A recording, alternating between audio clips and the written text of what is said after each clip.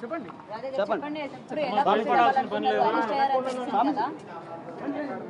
Arrest అయినని మాత్రమే తెలుసు, ఇంకా దానికి శిక్ష పడాలి కదా. పోలీస్ డిపార్ట్మెంట్ వాళ్ళు చేసిన ప్రకారంగా వాళ్ళు చేశారు, మిగతాది ఇంకా కోర్టు చూసుకోవాలి కదా. ఇప్పుడు పూర్తిగా హ్యాపీనెస్ అయితే ఏం లేదు, తనకు ఖచ్చితంగా శిక్ష పడాలి, అదే నేను కోరుకుంటుంది. అయితే ఇప్పుడు అంటే నెక్స్ట్ ఇప్పుడు ఎలా ప్రొసీడ్ అవ్వాలనుకుంటున్నారు ఏంటి అంటే గతంలోనే ఆల్రెడీ ప్రూఫ్స్ కానీ లేకపోతే మీ మ్యారేజ్ వీడియోస్ కానీ ఆరెంజ్ ఫొటోస్ కానీ అడగడం జరిగింది, మరి ఇప్పుడు అవి ఏమైనా ప్రవేశపెట్టే అవకాశాలు ఏమైనా ఉన్నాయి? ఎందుకంటే ఈ కేసుకి ఏమైనా బలపడే ఛాన్సెస్ కూడా ఉంటాయి కదా. మీరు కూడా ఉన్నాయి, ప్రూఫ్స్ ఉన్నాయి, నేను కోర్టుకి సబ్మిట్ చేసుకుంటాను. నేను లీగల్గానే వెళ్తున్నాను కాబట్టి నేను చేసుకుంటాను. నేను కొన్ని పర్సనల్గా ఉంటాయి కాబట్టి నేను మీకు ఇవ్వలేను. సో నా కేసు కూడా సార్ చూస్తున్నారు, నేను ఆయనకు సబ్మిట్ చేశాను, పైన మహిళా కమిషనర్ కూడా నేను సబ్మిట్ చేశాను. సో నేను కోర్టు ద్వారానే వెళ్ళిపోతాను.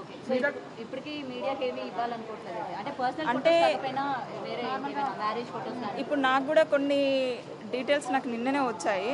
ఆ దరిద్రుడు చేసిన ఘనకార్యం నేను ఒక్కదాన్నే కాదు, చాలామంది అమ్మాయిలు ఉన్నాడు. ఒక నన్నే కాదు, వాడు కొంతమందిని పెళ్ళిళ్ళు చేసుకోవాలని చెప్పి కూడా కొన్ని తాళీలు తెచ్చిపెట్టుకున్నాడు, నాకు నిన్ననే ఇన్ఫర్మేషన్ వచ్చింది. సో నాకు ఇంకా పేపర్స్ రూపంలో నాకు అవి అందలేదు. అవి అందిన తర్వాత నేను ఒక్కొక్కటి నేను కోర్టుకి నేను సబ్మిట్ చేసుకుంటాను. ఒకవేళ రివీల్ చేయాల్సి ఉంటే నేను మీకు మళ్ళీ ప్రెస్ మీటింగ్ పెట్టి కూడా నేను చెప్తాను. డబ్బులు తీసుకున్నాడు. గోల్డ్ అంటే గోల్డ్ కుదోబెట్టి మరీ ఇచ్చిన రోజులు ఉన్నాయి. అవును, ఇదే కాదు గౌతమి గారు, ఇదే కాదు, నెక్స్ట్ ఇంకా చాలా ఉన్నాయి, నేను చూపిస్తాను. ప్రూఫ్స్ ఉన్నాయి, చాలా ఉన్నాయి, నేను చూపిస్తాను. త్వరలో సబ్మిట్ చేస్తాము. మీరు మళ్ళీ ఏమైనా ఆల్రెడీ తను కస్టడీలో ఉన్నాడు కాబట్టి ఏమైనా మాట్లాడే అవకాశం వస్తే మాట్లాడతారా? ఏమైనా అడగాలనుకుంటున్నారా శ్రీనివాస్ని? అతను కనిపిస్తే బతుకుతాడనే గ్యారంటీ అయితే నాకు లేదు. నాలాంటి చాలా మంది అతని మీద, అంటే నా బాధ చెప్పుకుంటున్నాను, మీరు తప్పుగా అనుకోవద్దు, అంత హరాస్ చేశారు తను. చాలా వెక్స్ అయిపోయారండి మహిళలందరూ, చాలా మంది ఉన్నారు.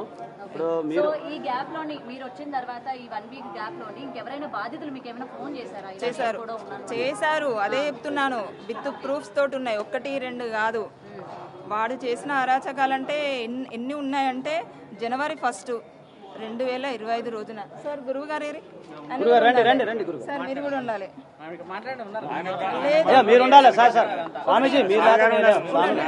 నేను ఇక్కడికి వచ్చి ఇంత ధైర్యంగా మాట్లాడుతున్నా అంటే ఫస్ట్ కారణం మా మామయ్య, మా అన్నయ్య, ఇంకో అన్నయ్య ఉన్నారు. నేను ఇక్కడికి వచ్చిన తర్వాత నన్ను ఇంకా ముందు తీసుకెళ్ళింది మా గురువు గారు, మా సార్, మా సాయికృష్ణ ఆజాద్ అడ్వకేట్ గారు. సో అందుకే చెప్తున్నాను, నాకు ఫోన్స్ వచ్చాయి, వాడు చేసింది అంతా ఇంత కాదు. పాపం గురువు గారు కూడా సార్ కూడా తెలియదు, నేను చెప్పలేదు, నేను ఇప్పుడే రివీల్ చేస్తున్నాను.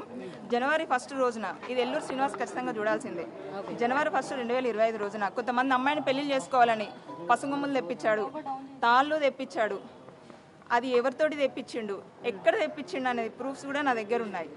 అంతేకాదు, అతను ఒక క్యాన్ పట్టుకొని తిరుగుతాడు పెట్రోల్, ఆ 5 లీటర్ల క్యాన్ ఎక్కడిది, అందులో పెట్రోల్ ఎక్కడిది, వాడి దగ్గర ఉన్న ఫ్యాన్సీ ఫోన్ నెంబర్లు ఎక్కడివి, అవి ఎవరు ఇప్పించారు. అదే కాకుండా 5-6 బ్యాంక్ అకౌంట్స్ ఉన్నాయి, అవి ఎవరు ఇప్పించారు, ఎట్లా వచ్చినాయి, అన్నీ నా దగ్గర ఉన్నాయి.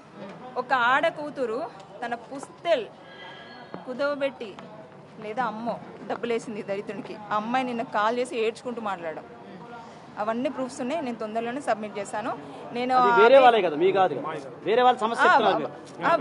అలాంటివి కూడా ఉన్నాయి, వాళ్ళు కూడా వస్తారు, ఆ బాధితులను నేను తీసుకొస్తాను.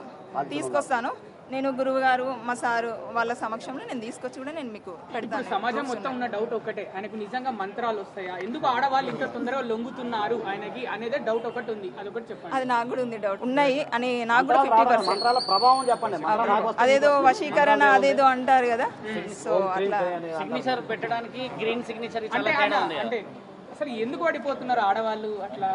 ఆయనకు శ్రీనివాస్ అదే మెయిన్ ఇప్పుడు ఆలోచన అందరూ.